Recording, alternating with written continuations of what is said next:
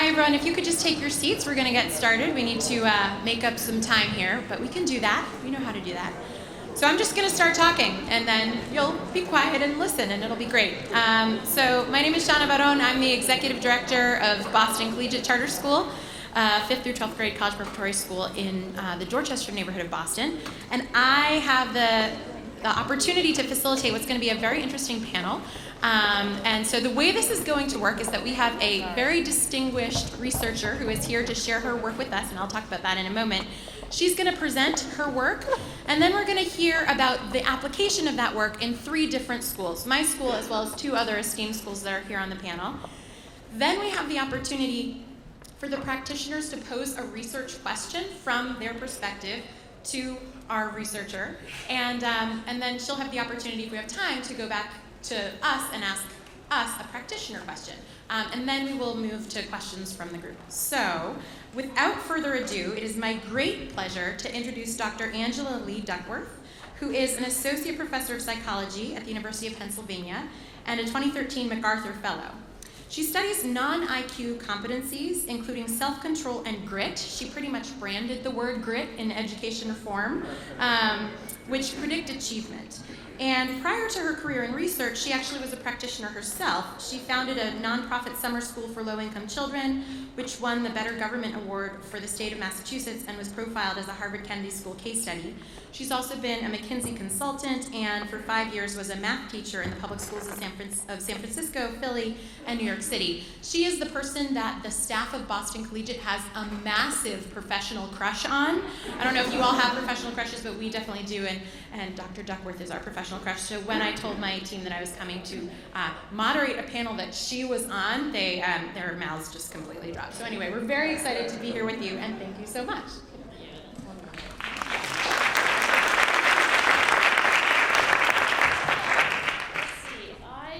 Into this microphone. Okay, I'm going to try to speak into this microphone and also, yeah, here we go.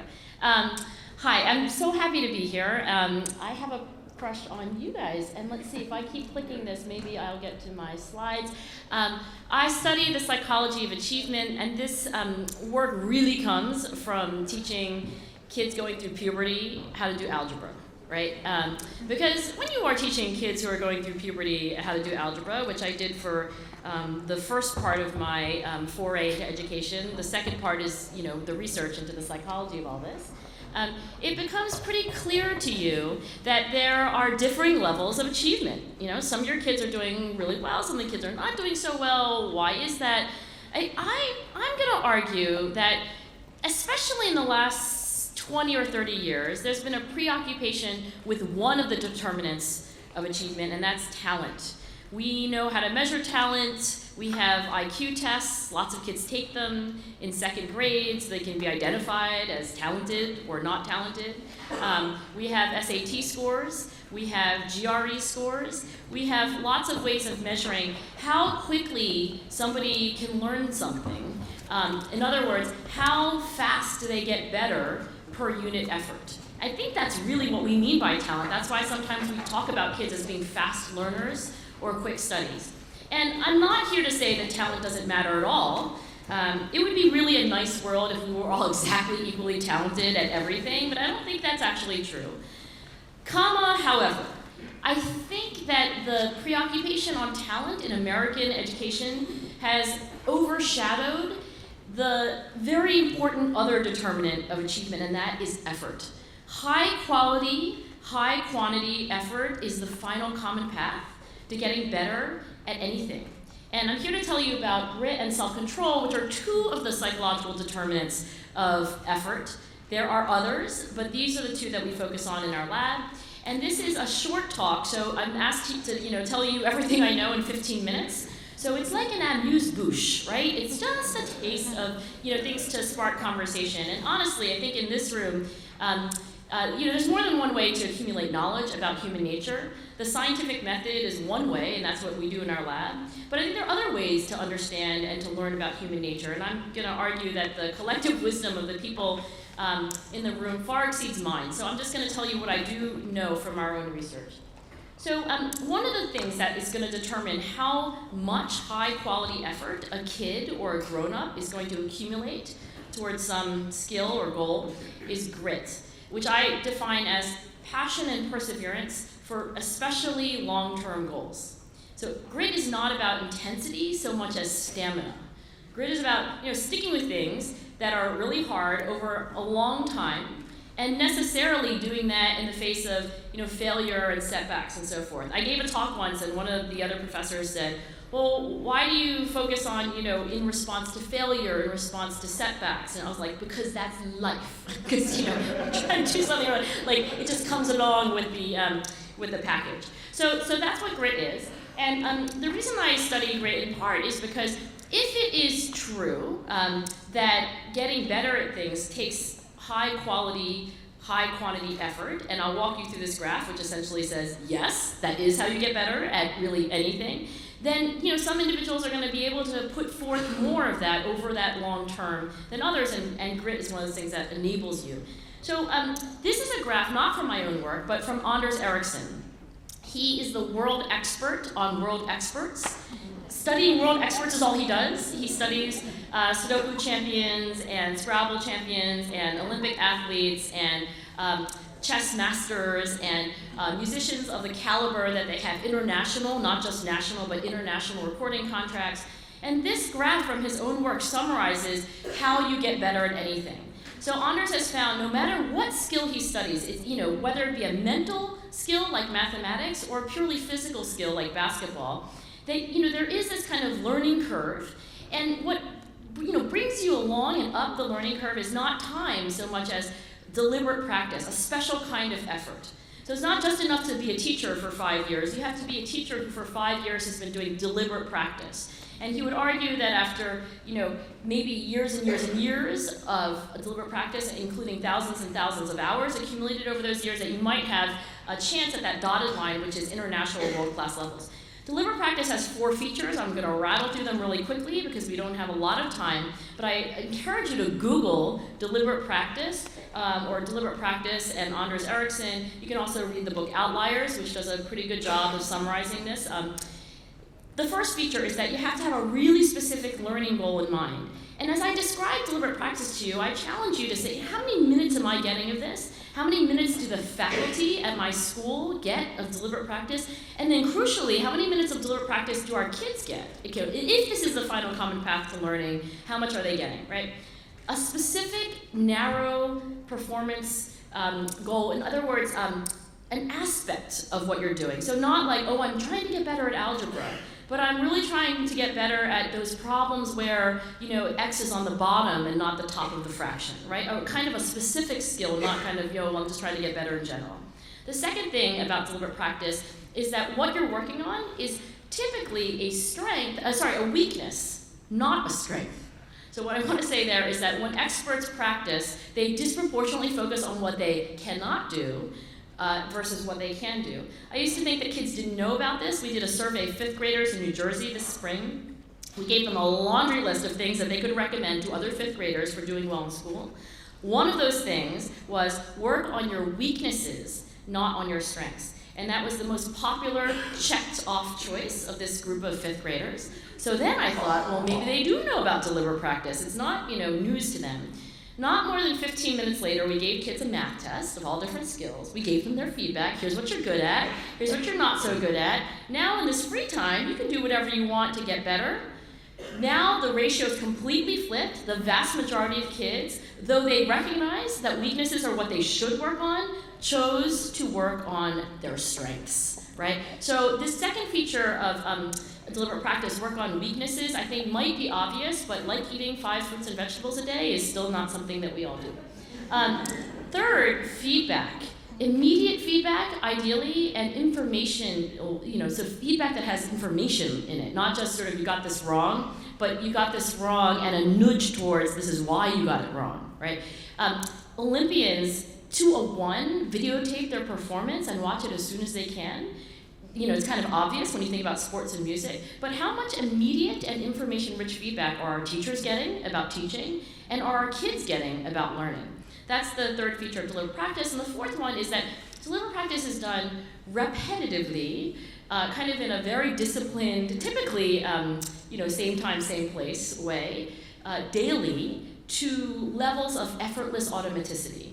So it's done, in this kind of, not until I get an A-, but till I'm A+ at this skill. Experts don't, kind of get things and then move on. Experts work on micro aspects of their performance till they really nail it and then move on. So at the National Spelling Bee, we've studied grit for a couple of years, and we find that kids who keep diaries of their practice, they do 3 kinds of things, roughly speaking. They read a lot, that's on the far right, verbal leisure activities like reading. They rate this on a scale from 1 to 9 as about as enjoyable as eating ice cream. A little worrisome, but anyway, and almost effortless. In the middle, they have activities that we coded as being tested or quizzed by somebody else, like mom says Uspracht, you say U-S-P-R-A-C-H-T, Uspracht, which was the winning word that year. Less enjoyable, more effortful, and finally, you have deliberate practice. The most effortful, least enjoyable kind of practice. For example, writing, all by yourself in your room, the words that you have misspelled vertically on a page 10 times in a row until you've committed it to memory. And what do we find when you actually add up the number of minutes and hours that kids say they've spent doing deliberate practice versus other kinds of practice? It is only deliberate practice that uniquely predicts performance in the actual bee itself. And grit is the best character strength or personality trait or social emotional learning competency. Pick your ideology, it doesn't matter to me. But grit is the best predictor of how much deliberate practice kids do. A little word about openness to experience, that's essentially curiosity and imagination, which I think is extremely important in life and in school, but I don't think it guarantees that kids are going to work hard. And I think we've all taught kids like this, right? It's like, oh, I was reading Anna Karenina for fun. Oh no, I did not do my homework last night, sorry. So in this study, actually inversely, or in other words, negatively predicts performance. Here's how we're trying to teach deliberate practice to kids. I'll just show you a little bit of this. I wonder what I should study first when I get home.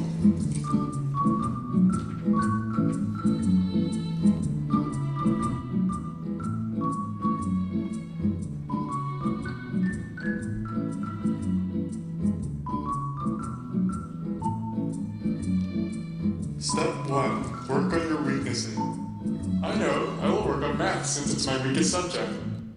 So I will just say that if there are any middle schools in the room who are interested in partnering with us for research, we are working on engaging activities, essentially this lecture, but better, and in ways that middle school students would find engaging, and we're looking for school partners for next year, seeing whether we can teach kids about deliberate practice, or maybe remind kids about deliberate practice, if it is like fruits and vegetables, and they do know, but they need a little nudge in that direction to see if we can get them to work harder and, of course, do better. Self-control is the other thing that I study, and I kind of snuck this in here because nobody ever asked me to come talk about self-control, but really, it's such an important thing to be self-controlled in life, and there are more people in my lab who work on self-control than work on grit. So, those in the room are well acquainted with the marshmallow test by Walter Mischel. Probably maybe one of the greatest psychologists in our century and in any century. And what Walter did when he was a young psychologist at Stanford was to create a test of the ability to delay gratification.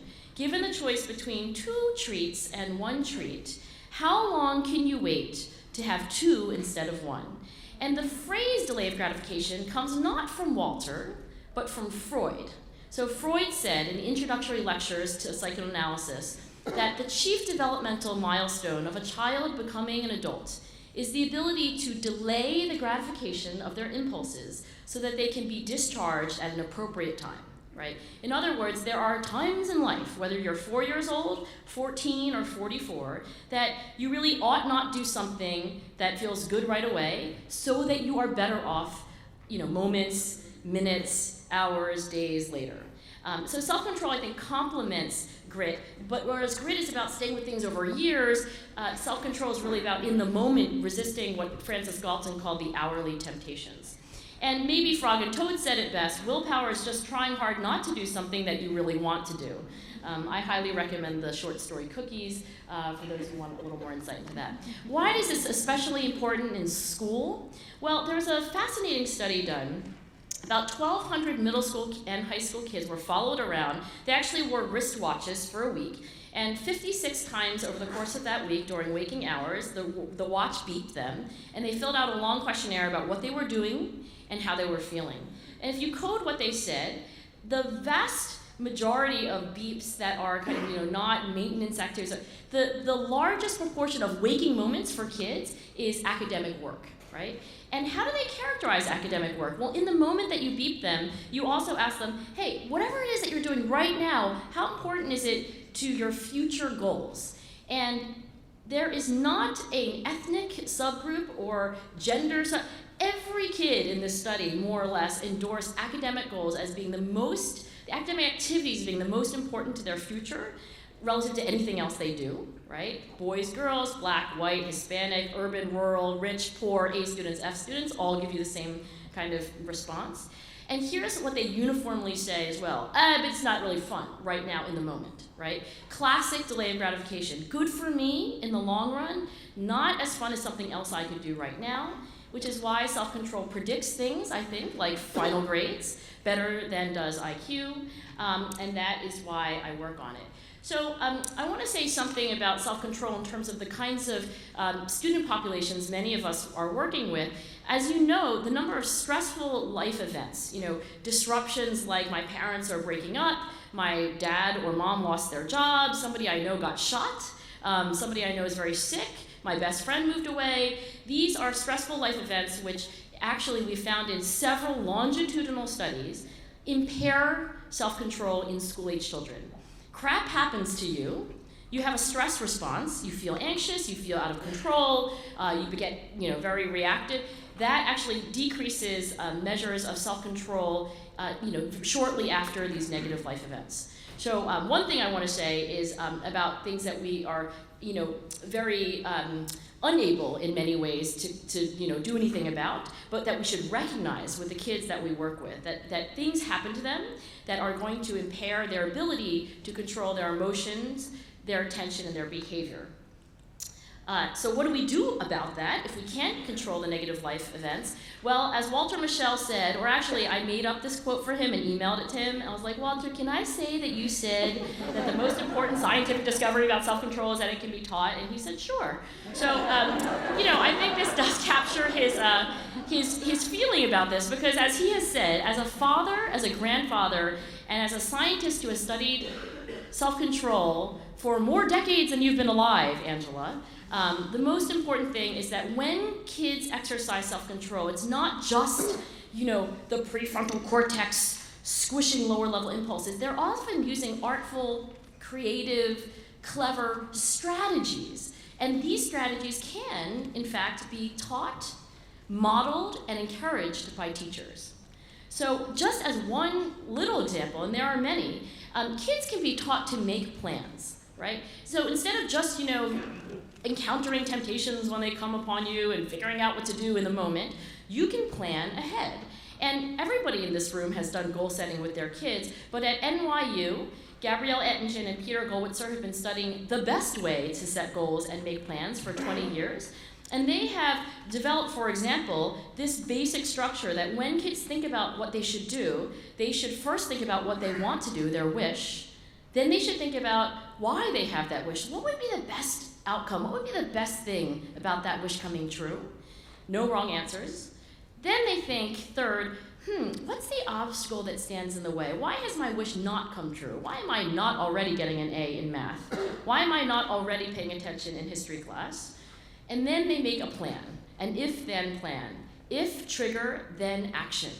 This is like addiction, but good, right? So trigger, response, but the kid decides, what do I want to trigger my response and what do I want my response to be, right? If Chantel, starts talking to me in class, then let's see, what do I want to say to her?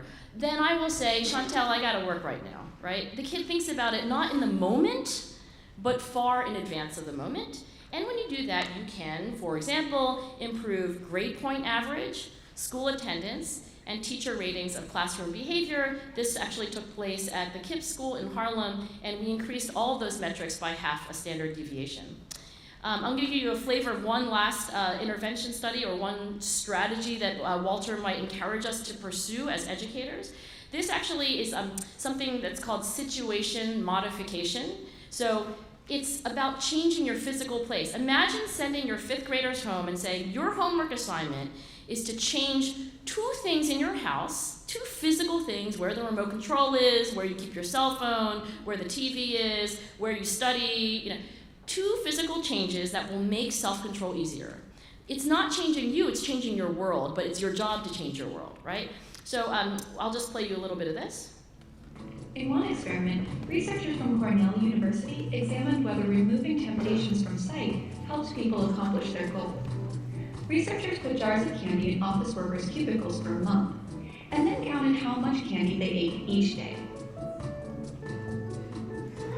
The next month, the researchers moved the candy jar 6 feet away from the workers' cubicles. Suddenly, those same workers were eating fewer candies. Moving the candy jar 6 feet away meant 5 fewer candies per day. That's 125 calories a day, or 12 pounds a year.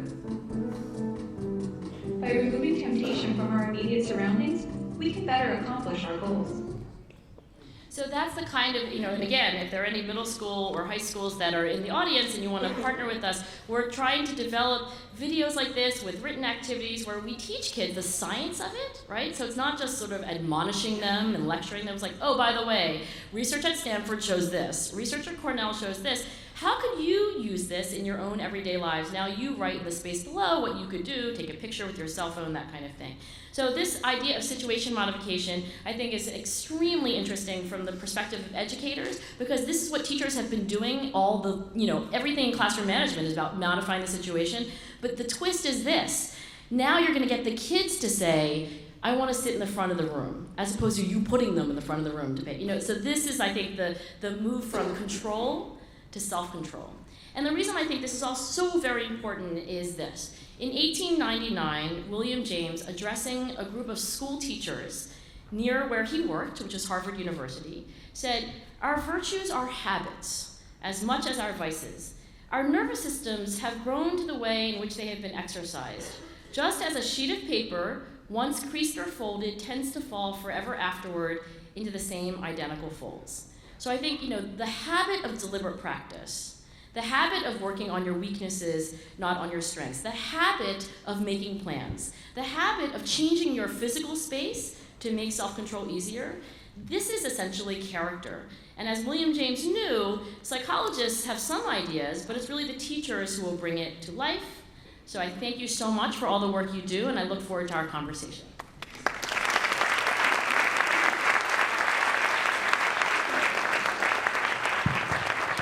Thank you so much for that. We are now going to move to the practitioner presentation. So each practitioner on the panel will spend truly 3 or 4 minutes sharing the elevator pitch of your school and then ways in which grit and self-control are evident in the work that your school does every day. Start. Go ahead. Thank you. My name is Bryan Carter, and I'm the president and CEO of Gesu School, and I could talk about our children forever, but since I only have 3 or 4 minutes, I'll do my best. Gesu School is an independent Catholic school. We're a Jesuit school, 450 children pre-K to 8, and we're located in Philadelphia, specifically North Philadelphia, which happens to be the most impoverished area in the city. And so when you think about high poverty and what comes along with that from a peripheral standpoint, Angela mentioned stressful life situations. That's our everyday existence for our children. And so how do we then apply what Angela is talking about relative to grit, and also her colleague Paul Tuff about character? The number one thing we do is we make sure we set expectations for the children academically and behaviorally, and expectations related to what we expect of them and then also what we expect for them. The children grab a hold to the academic expectations much quicker than they do the behavioral expectations, but we get them there as well.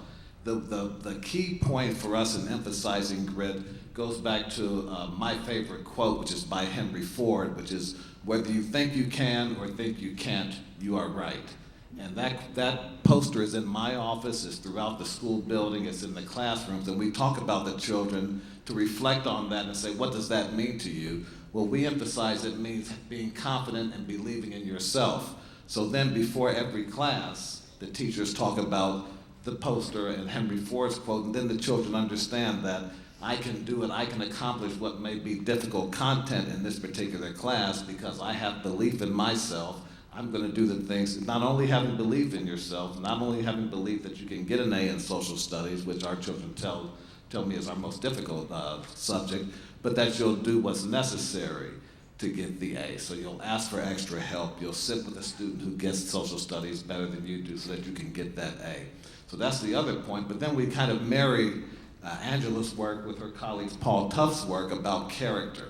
And as a Jesuit school, we have a character education platform which includes 5 different tenets, and those are being open to growth, intellectually competent, religious loving, and committed to justice. Open to growth, both intellectually and socially, and then intellectually competent, meaning you're going to move forward to accomplish what needs to be done. So at the end of the day, at the end of the year, you know what a Jesuit graduate looks like. Those 5 components are called the grad at grad. Our parents understand what a Jesuit graduate looks like, and so they understand also that they've gotten to the position they've gotten to because of grit, because of the character formation. So I think my 3 minutes are up, but that's pretty much how we move our kids forward in understanding how grit and character applies to their everyday life at school. Thank you, Bryan. Sheila? Good morning, everyone. My name is Sheila Durant. I'm the principal of PS 69 Journey Prep, excuse me, here in the Bronx, a public school. I have 587 children. It's pre-K through 5, and we're considered, according to the DOE standards, one of the top 10% schools in the city. Thank you. So it wasn't always that way when I came to 69. We were a struggling school, just like many of the schools here in New York City, a failing school. And we decided that we need to put something in place where our children would be successful. So our motto at PS 69 is educating minds and hearts. We look at the total child, the entire child, when we're educating them, as well as the social emotional fabric of that child. That's very important for us at the school, and I believe that's one of the reasons why we're successful. The academics are rigorous in the building. Excuse me, the expectations are very high for every child. But the main component, I believe, that really pushes us beyond is the social emotional fabric of the child.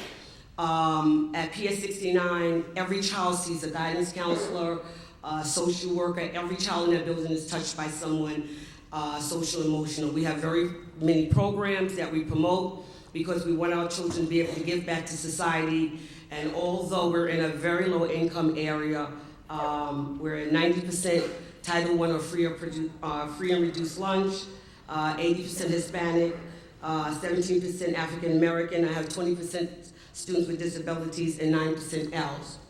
So the population that we're working with are children that come with a lot of baggage. They have a lot of difficulty, but once they get into this environment that's rich, that's risk-free, encouraging them to have a voice, encouraging them to give back to the community, we see a definite change in those students. I see a transformation in them, and when we talk about grit, I always tell my students that their circumstances don't determine where they're going to be. That's not an excuse for it. There's no excuse accepted. But when you get into the school, you're expected to work hard. You're expected to do the best that you can. And a lot of times we have a lot of conversations and a lot of assemblies on what does it mean to work hard? What does it mean to attain the goals that you set out for yourself? So goal setting is something that's very important for us at PS 69 as well. Allowing students to set those goals and then to set measures on how they're going to make it. I've had students that are going to medical school, they're in high school, and I kind of track my students a little bit to see where they are, and I ask them, what made the difference for you? What made the difference for you to go to medical school? And they'll say, when we were here at the school here, the programs that we had, the social emotional programs, being able to contact organizations, do fundraising, be able to go to nursing homes, just not the academics. So in terms of Angela's work, I was reading a lot about it, and I really see the correlation with her work and the success of the students at this school.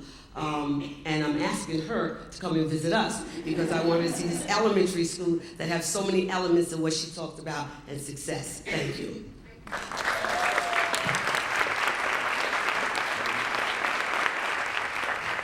So I'll just share a few words about Boston Collegiate Charter School. As I mentioned, we're located in the Dorchester neighborhood of Boston, serving all 13 neighborhoods of Boston, very diverse school. 100% of our graduates accepted to four-year colleges for the last 10 years.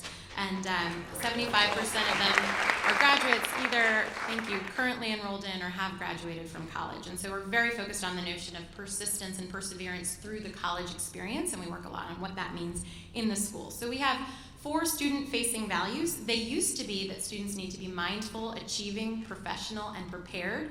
And after reading Paul Tuff's book and your work, we're like, yeah, professional and prepared, they're pretty much the same thing. Let's go with something new. Let's go with persevering. So we added mindful, achieving, professional, and persevering. Lots of debate about whether, persevering ing, but we could talk about that separately.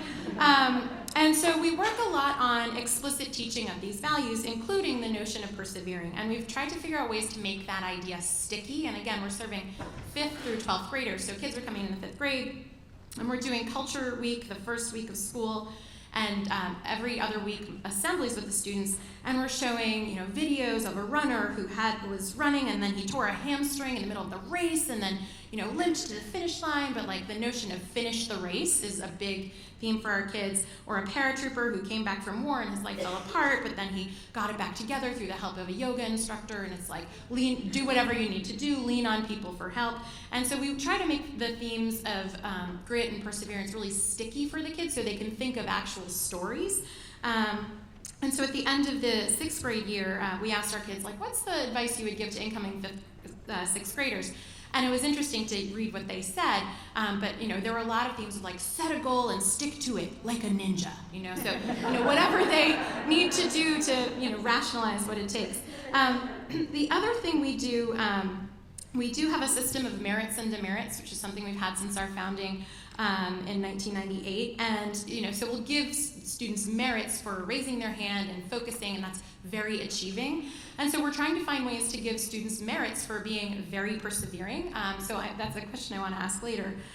But we are starting to hear this come out in the language of the students. They'll see another student working really hard, and they'll say, that's very persevering of you. And so trying to build that in the social dynamic. A third thing we do is we work really hard to normalize retention, meaning that when students fail the grade and are held back, we want them to stay at Boston Collegiate. And about 10% of students don't meet the rigorous academic bar any given year. So we work very hard to make sure that they don't see that failure as an exit, they see that failure as a setback. And so we've had students be retained even in the 12th grade, and being retained in the 12th grade is actually a very big problem when you're a teenager, but working with the students to see hey, this is what it takes, you're gonna have to go back and you'll succeed on the other side. So these are some of the things we do to inculcate the spirit of grit and self-control at Boston Collegiate. And so now we're eager to turn to our research questions for you. And I'll start with Sheila. So you said you want to have Dr. Duckworth come and observe your students, but what would you like to know from her? So one of the things that I would like to know is, do you believe that grit is as important as standardized test scores in determining successfulness for students in college and career readiness? And if so, how do we help students develop grit? So the debate about standardized test scores is a thorny one. I mean, I'll say this. I'll just say this. If a kid takes a standardized test and they've never seen this content before and they have never seen this kind of question before, then it actually becomes like an IQ test. It's like, I'm going to throw some stuff at you. Let's see how you do. That's how, by the way, I took the SAT. I mean, back in the day, you just walked in, read the directions. That's one way that standardized test scores can be interpreted, and that's actually how researchers often interpret standardized tests. They actually standardized test scores are like IQ scores. If the kid actually has lots of exposure to the material and so forth, then it actually becomes less of an IQ metric and more of an achievement metric. And I think one of the problems, we actually wrote a paper in our lab called What No Child Left Behind Leaves Behind, which is that whatever they are, they're not the kinds of things they're not the whole picture. I mean, whatever they are, wherever they are in the continuum from IQ to achievement, they're not the whole picture. Grades, for example, are better predictors of college persistence, as you all know, than SAT scores, even when you don't adjust for the quality of the high school. So I think the thing about standardized test scores is they're not going away, and I think they probably play some valuable function. I don't think we should have kids spending like 11 days out of the school year preparing for them and taking them or more. But I think the real problem is that if it's the only thing that policymakers think about, I actually had a chance to present to Arnie Duncan, and I was like, all right, here's what I want to say, Arnie. Y'all have not seen children in a long time, and when some senator is like, oh, let's measure things in a rigorous way, let's use those high stakes tests, they don't realize or they don't remember maybe that that doesn't measure caring, it doesn't measure empathy, it doesn't measure grit, it doesn't measure honesty, it doesn't matter generosity. I mean, so many of the things that we care about, and I'll say gratitude because Loretta's in the audience, so that too.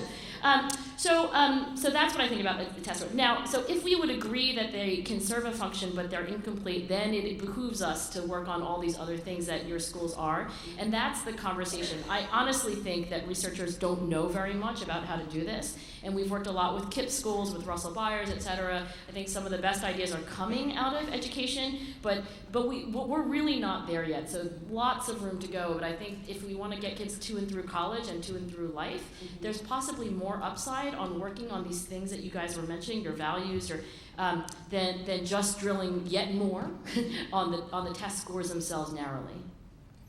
Thank you. Bryan? Just by way of background for my question, we're a co-educational school, and some years ago we found that we were losing our boys in the classroom. And so when things got hard, they quit, and when they quit, they act out.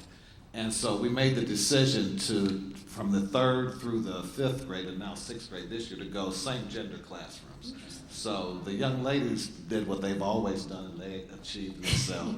The young men, once it became a competitive situation, then we saw them rise to the occasion as well. So my question is, on your research on grit, do you see a difference in terms of grit with young ladies and grit with young men in terms of outcomes? Yeah, so gender differences are really interesting, and I've studied gender differences in school-age kids more with self-control than with grit, and I've done a little bit on grit, so I'll tell you what we find.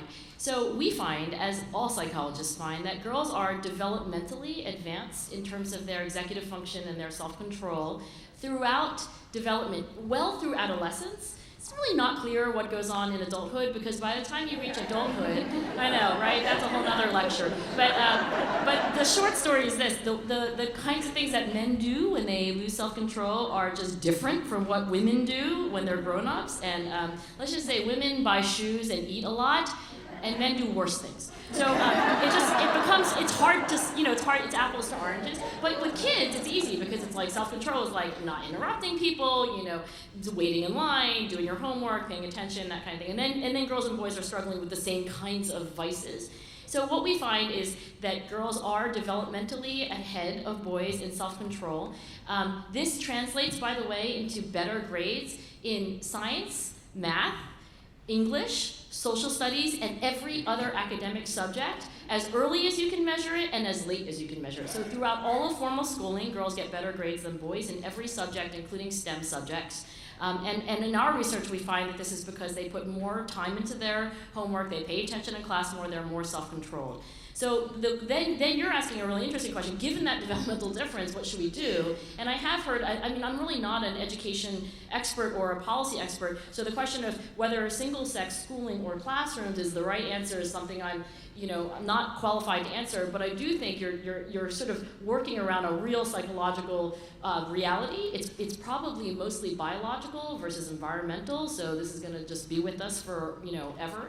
So I think it's intriguing, but I would say that's what we're finding on self-control. Girls are more self-controlled than boys throughout development. It helps them in school do better generally, and we haven't studied competitiveness, which is the other thing that you're speaking to. With grit, we find a slight gender difference favoring girls, favoring women in adult samples. We haven't studied enough kids to know. Why is that? I have no idea. I mean, there are self-report questionnaires. You can make up a million different explanations, but just as I said, there's a slight gender difference favoring adult women over men in grit, and to be continued. So I'll stop there, but I do think that some of the gender differences that are reported in the media, like, oh, boys got better SAT scores than girls again, or better APs, or they actually are not reporting that girls get better grades and are finishing college and like enrolling. I mean, it's really the boys that people are worried about now versus the girls, and that used to be completely the opposite. So I have a question related to observability. I was talking to our Dean of Students, who happens to also be a Boston Collegiate alum, cares a lot about the character work that we do, and his job is to keep track of the merits that we're giving for various things. And so he said, Shannah, in a given week, we might give, and there was a week in which we gave 252 merits, or teachers gave 252 merits for achieving behavior, meaning like leaning forward, hand up, really engaged, like working on achievement, and only 23 merits for persevering behavior. And so the question is, like, persevering behavior, is it observable in the moment by a teacher of a student? And then related to that, if you were to design an observation form for a school that an administrator could use to go in and determine whether the value of grit or perseverance or self-control was alive in a classroom, what should we be looking for in the moment? Because it seems like this value is sort of over time, but we don't always have the overtime in driving the decisions and thinking in our schools. So what are the observable characteristics at the student level and then in a classroom? So this is 2 for 1, because I had a question for you guys, which is,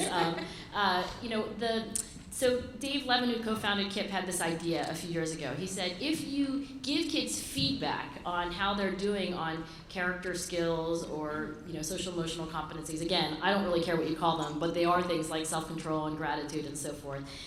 If you gave them feedback, if you said, here's what your teachers are saying how you've been in the last quarter, then you'll actually start to change it. So that it's, that's the idea of formative assessment. So he first thought that we'll call it the character report card. And then, in honor of Carol Dweck and growth mindset and the idea that you can change, call it the character growth card. So we actually do have a character growth card. It's on, it might be on my website. It's definitely on the Character Lab website. You can download it. It's nice. It's a PDF. And what we did was we developed items by asking kids, here's what grit is. Tell us about what grit looks like in your own life. Tell us what it doesn't look like. Tell us what, when you don't have this. And we did it also for self-control and several other character skills. Then we had a panel of teachers, actually a whole school of teachers, rate every single thing that the kids said. And we took the items that the teacher said, here are the most common ones and here are the most consequential ones. So that is what came to be the character growth card.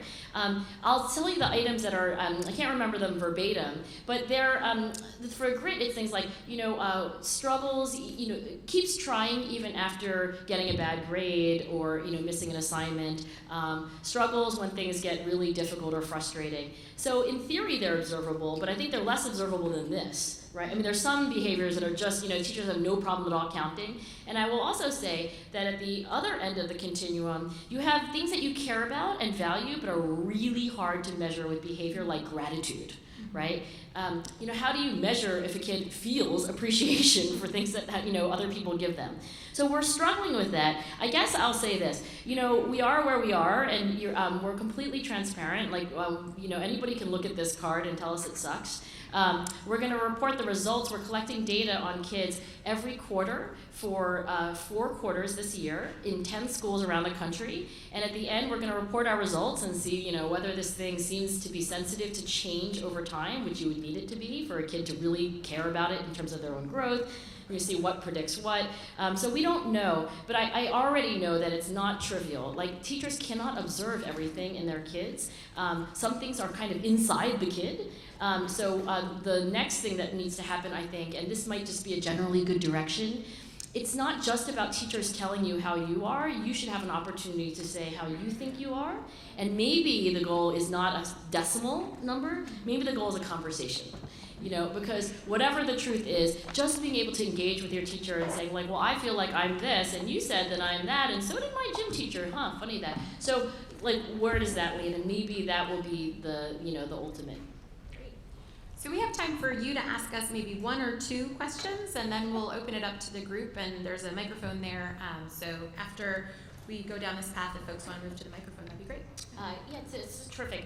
So I have more than two, but I'll follow up at another point. So one thing I've wondered about, because I can see this going both ways, is the question of parents. If I ask you how important is parent involvement, I think you're going to say very, but I guess here, let me be more specific. Can you do this work without the parents? Because of course some of our kids, their parents aren't doing what we want them to be doing for many reasons. So if you could comment on how you involve parents in this work and what you do when you can't involve the parents, and how optimistic you are that this ship keeps moving without them. I can answer briefly, and then I'm sure you guys have a response. So the idea that immediately comes to mind is the conversation we have with our parents when our kids go off to college. So we were finding that our kids were getting to college, they were going there from a very small school, and they were hating it because actually there are a lot of things about college that are terrible, like your roommate and the food and maybe your class and the lectures and whatever. And when you're a college prep school, you don't talk about all the things that are terrible about college. And so they were calling their parents, and they were saying, this place is terrible, I'm coming home. And their parents had never heard that before, and they were like, okay, baby, I'll come get you, no problem. And we were like, what is going on? We've had them for 8 years, we're talking about college this whole time, and like all of a sudden that one phone call.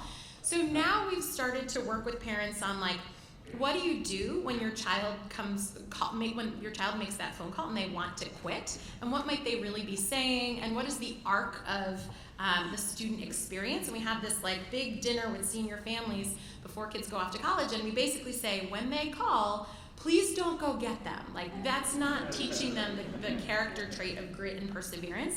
And so now when the kids call, rather than going to get the kids will call the school and they'll say, she wants to quit, what do you think? And then we it's an all-on strategy. But so that's something that we've worked on, because I think sometimes parents, because of their love of their kids, will give kids an out that they don't need to take if it's a group effort. We can and do fulfill this work without the parents. It's easier and better with parent involvement, but when there's a lack of parent involvement, then we all just have to grab a hold of the kid ourselves and help him or her achieve what we know he or she can achieve. But one of the things we're going to look to do next year is that we talk about grad and the 5 components around character education to the faculty and to the children. And now next year we have to bring the parents in the loop and say, this is what a Jesuit graduate looks like at the end of 10 years here. And this is what we need for you to do as your part to help to make sure that your child looks this way. So we have to really intentionally bring the parents in. But right now we do it, and we do it without the parents, and then the parents take the credit. So I would love to have full parent participation. I'm in a public school in a low-income area. And if anyone's taught there, you know that one of the most difficult tasks is to get parents to be involved. I am in a high-performing school, and we do it basically. I try my best to bring the parents in as much as possible, but that doesn't happen most of the time. So we created an environment, a school environment, a culture, where everyone takes responsibility of the children. I give the children a lot of experiences. We develop a lot of clubs. A lot of responsibility is really on the students. And in terms of perseverance, the children understand that can is not a word that's acceptable in the school, and commitment is very important. So if they commit to a program, if they commit to a club, a lot of times children will come and say, I don't like it anymore. I don't want to do that. And I say to them, but you made a commitment. You have to go through the 10 weeks. And then at the end of 10 weeks, you need to get back to me and tell me what you think. So really holding it to children responsible is what we do at Journey Prep. The teachers, as well as myself, as I said, it's a very hands-on school, and everyone in that community, that school community, is responsible for those children. We have have time for one more question from you before we open it up. So one of the criticisms of quote-unquote no excuses schools is that there's a lot of other control, but not a lot of self-control. So a lot of compliance with authority and rules and walk on the line, but not a lot of kids being autonomously, independently able to regulate themselves because they want to. That's not a complaint that I share, but I also see it as a challenge because I think that we haven't gone far enough in terms of making kids really autonomous. So I was just wondering, how much is this like a number 1 to 3 item on your list of things that your schools need to do to get even better, and what are you doing to do anything about it? Do you want to start? Yeah. So we have peer mediation. We have a program called peer mediation. So we actually train students on how to mediate problems and situations so children are in control. So during the day, there are the older 4th and 5th graders are mediators. The younger students understand that there are conflicts. If they have problems going on, they can ask for mediation with their peers. Giving children a voice is very important for us there. Our children have a voice. They're able to come and speak on whatever is going on. If that means reporting their teachers, they're able to do that. And in terms of self-control, the expectation is that they do control themselves. I mean, I do have some children that have difficulty, but then there's a conversation that's had. A conversation that's had with me, the guidance counselor, the parent coordinator, someone in the school is having that conversation with them about why they're out of control and what they can do the next time to make sure they're not out of control.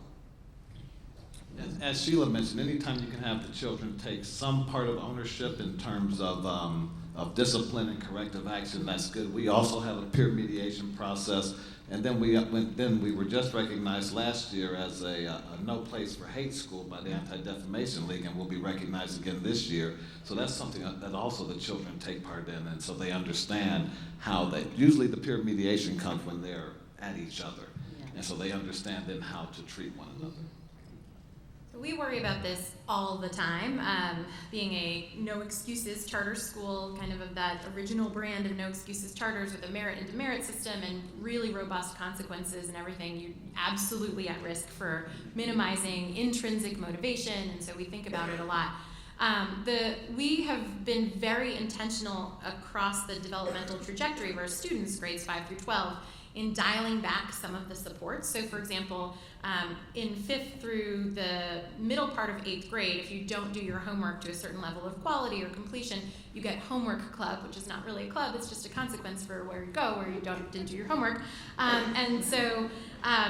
at this latter half of 8th grade, we actually don't do that. And if you don't do your homework, you get the consequence of the bad grade associated with not doing your homework. And we realized that that was an important time to do it because then they go into the 9th grade, also with us, but they need to develop these habits of doing things on their own. And so we're also pretty intentional across the curriculum. In 12th grade, they'll get a packet that's this huge packet of things that they have to do for their AP US History class, and the teacher won't talk to them about when it's due, how they should sequence their time to do it, and they have to do that self-management. So we work really hard on the intentionality grades 5 through 12, and dialing back the supports and also the extrinsic motivation, because we were finding that we weren't, you could send a kid with, zinging AP scores off to college, but they are not going to thrive if they're waiting for you to give them a consequence when they don't do their homework. So we've worked hard on that.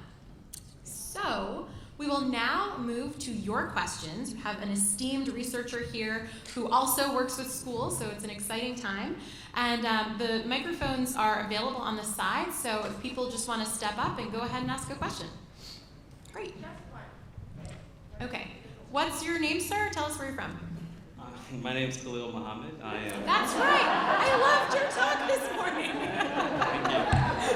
What would you like to ask Dr. Duckworth? I didn't see your talk, so it's good for me to know. So I have a question about something we might call grit equity. And I'm wondering if in your body of work you have studied or plan to study or wrestle with in broader context the ways in which all grit may not be recognized equally. So I'll just give a couple of examples. There's an Asian American achievement gap measured against white performance, and yet we know that Asian American achievement, whether it's rooted in grit, which you've not necessarily said, but I'm trying to complicate this a little bit, doesn't necessarily mean that Asian Americans are leading our nation's industries, either in corporate America or in higher ed, so on and so forth. By the same token, we know there's a gender gap, so we could associate with women, high performance, all these character traits if you study success, etc., and we know that that does not translate into success. So I wanted to hear how you wrestle with, because it seems the prescription trickling down from a model of international level expertise, and this is what it means if we start from this model and work backwards. It seems to me that somewhere along the way, you have the potential of short-circuiting all that effort by virtue of social and structural forces that work against. Now, we don't want to make that an excuse. Just as a caveat, I'm a parent. I find myself saying all sorts of things about accountability, responsibility, hard work, perseverance, so on and so forth. But I recognize, and I teach my children, that a lot of success in life is about luck, which has nothing to do with what you put in it. Yeah. And I think that there's one last thing that I worry that the history of both psychology as a discipline, the history of ideas about individual aptitude, whether it's tied to IQ testing or whether it's tied to achievement and talent, don't translate easily in an educational landscape that doesn't have a lot of time for deep reading and deep reflection, by and large, because the school bell rings every day. And so I worry that people not knowing that history can hear these things as another variation of Charles Murray's work, or any number of a long line of people who said, at the end of the day, we can read inequality in American society not as a reflection of a history or of structures and barriers that work against gender or race, but in fact about the individual and the choice that they make to put into their lives. Sorry for the complicated That's okay. question. That is a big question. Okay. Lots of big questions. No, but you're raising good points. Let me start by saying, psychology is the study of the individual. It just is. It's not sociology, which is the study of the group and society, and anthropology, which is the study of culture. Obviously, individuals live in cultures and in groups, and so, but I will just say that as a psychologist, I am extremely aware of the limitations of what we're studying. I recognize that we're kind of narrowing our focus so that we can get somewhere and studying an individual's ability to delay gratification, et cetera. We don't study the, crappy classroom in which that individual may exist, in which maybe self-control is not even a rational thing to exercise because the rewards are not there. Unlike the experiment where if you wait long enough, good things happen. That kid may live in a world where when you wait a long time, nothing happens, or just bad stuff happens no matter what you do. So I'm well aware that the psychology lens is a narrow and kind of incomplete way of thinking about things. There are structural problems, and nobody can study luck because luck is luck. You can't even give a number. So my postdoc yesterday said, I think 95% of life success is luck. And I chuckled to myself because you cannot study luck because it is random. We'll never know what percentage is luck or not. But it's obviously not zero. It's actually, probably a lot north of zero. So what do I think? And what do I say to my kids who are very privileged? And what do I say to the kids that we work with? And most of the schools are not very privileged. I think that the idea that kids can always pull themselves up by their own bootstraps and it's all about their hard work or their whatever innate thing, and ignoring history and ignoring their, everything that got them to where they are or not got, is not the right message. But I do think we can say things like, hey, I say this to my large lecture course at Penn, and these are largely privileged kids, but some of them come from disadvantages. Like, you know what I think life is hard, really hard, even for MacArthur fellows, with great husbands. Like, it's hard, it just is. And I have cried, and I've been depressed, and I've gone to therapy, and I failed my neurobiology exam, and it's hard. And I screwed up my friendships in college. I don't have any good friends from college. It's hard, and we're incredibly imperfect. But wherever you are, and whoever you are, the great thing about human nature is that we are the most malleable, growth-oriented organism on the planet. I mean, all we know how to do is to learn and change and grow. We're not like horses who go, they're born and they can run. We're not like frogs, they're born, they can swim. We're born, we don't know anything. But the one thing that we have, wherever we're born, like we can grow and we can learn. And there's not a human being that's ever been born that doesn't have that capacity. So, it's not to say that I ignore these other, currents, and they can be huge and maybe overshadow some of the things that psychologists like to study. But I do think there is a light. Like, I do think that, even the most disadvantaged child has a brain, and they can learn things, and they can develop metacognition, and they can learn how to learn. And so, without ignoring those things, I think it's still important that we deliver a message, as you seem to kids that you talk to, which is that, yes, but, there's still something I can do.